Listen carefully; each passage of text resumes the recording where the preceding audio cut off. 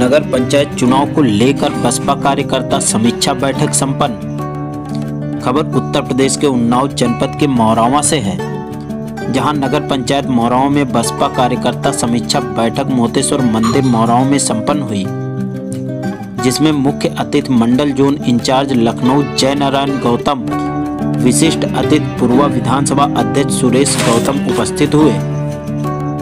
बैठक में नगर पंचायत अध्यक्ष चुनाव पर चर्चा हुई, जिसमें आने वाला मौरावा नगर पंचायत का चुनाव है, उसमें अपने उम्मीदवार बहुजन समाज पार्टी निशान देकर चुनाव मैदान में उतारने के लिए बैठक की गई। मुख्य अतिथि जय नारायण गौतम ने कहा कि जिसको चुनाव लड़ना है वो पहले बता देगा। टिकट वितरण में पहले कार्यकर्ता को महत्व दिया जाएगा, उसके बाद बहन जी मायावती के आदेशानुसार कार्य होगा, जिसमें बसपा पूरी ताकत के साथ अपने प्रत्याशी को चुनाव में लड़ाएगी। इस दौरान सचिव विजयपाल गौतम, एडवोकेट पूर्व जिला सचिव अकील अहमद, नगर पंचायत मौरावा सेक्टर अध्यक्ष छोटेलाल बाबूजी, महासचिव अनुज द्विवेदी, सेक्टर अध्यक्ष आशीष अम्बेडकर गुलरिया, अजय साहू, शकुंतला देवी, चंद्र प्रकाश, राम सागर, ओम प्रकाश, पिंटू शुक्ला, विपिन मिश्रा, बच्चू दीक्षित, अजय मिश्रा सहित बहुजन समाज पार्टी के कार्यकर्ता मौजूद रहे। उन्नाव से गौरी शंकर सिंह की रिपोर्ट। कुमारी मायावती जी ने उठाया था कि अपर कास्ट के लोगों को, जो गरीब लोग हैं, उनको भी आरक्षण दिया जाए। ये मांग सबसे पहले हमारी नेता बहन कुमारी मायावती जी ने उठाने का काम किया था। इसलिए उसके बाद में जब वो लड़की बड़ी हुई और कक्षा 8 पास करने के बाद, चूंकि जूनियर तक विद्यालय तो आस पड़ोस में होता है, लेकिन हाई स्कूल और इंटर के विद्यालय दूर हुआ करते थे। जब वो लड़की दूर पढ़ाई करने के लिए जाने के लिए तैयार हुई, तो एक समस्या है कि वो आई कि वो जाएगी कैसे और उसके आगे की शिक्षा कैसे होगी। तो धन्य है बहन कुमारी मायावती जी ने 15,000 रुपए नगद और एक साइकिल माता सावित्रीबाई फूले योजना के अंतर्गत उन बालिकाओं को देने का काम किया था। तमाम लोग होंगे जिनके पास पड़ोस में बालिकाओं को साइकिल और 15,000 रुपए मिले होंगे, इसमें कोई मैं झूठ नहीं बोल रहा हूँ। मिली थी ना भैया।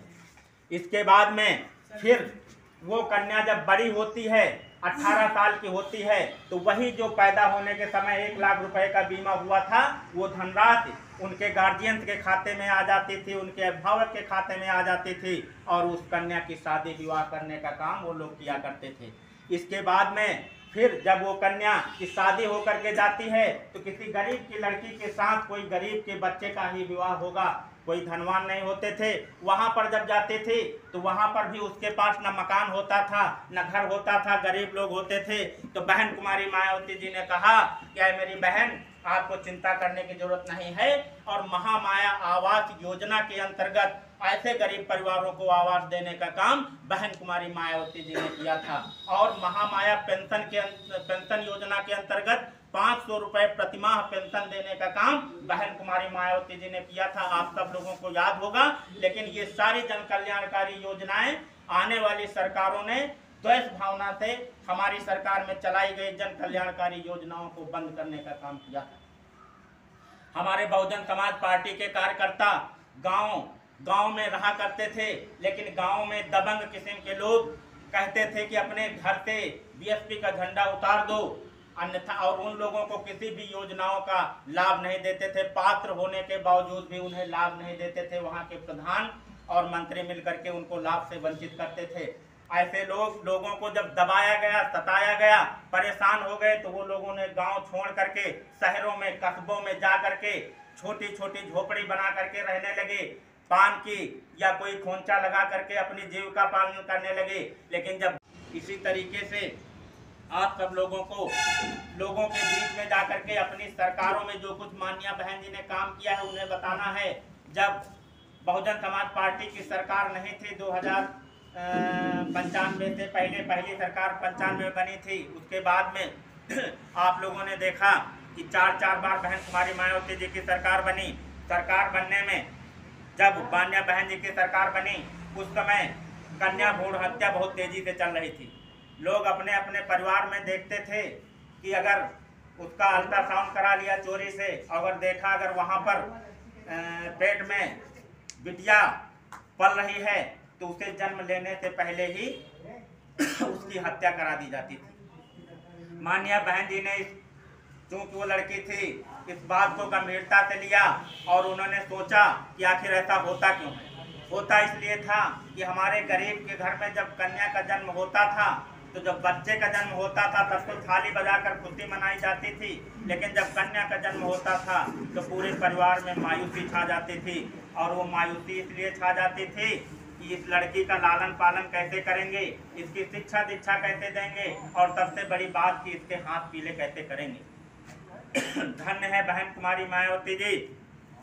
मान्या बहन जी ने कहा कि है मेरे भाइयों, आप लोगों को चिंता करने की जरूरत नहीं है। और गरीब के घर में जब कभी कन्या का जन्म होता था तो बहन कुमारी मायावती जी ने 1 लाख रुपए का बीमा गरीब बालिका आशीर्वाद योजना के अंतर्गत उस बालिका का करने का काम बहुजन समाज पार्टी की सरकार ने किया।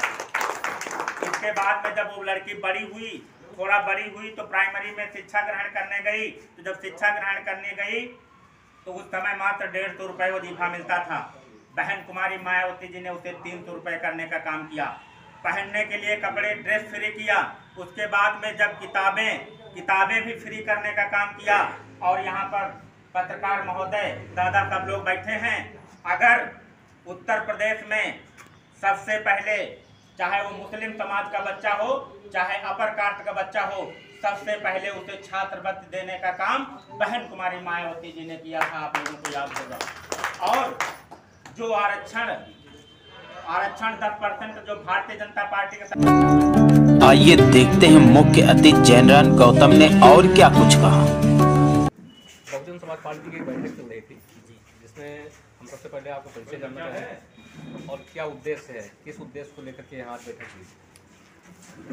माननीय बहन जी ने मुझे मंडल जोन इंचार्ज की बहुजन समाज पार्टी लखनऊ मंडल की तरफ से जिम्मेदारी दी है।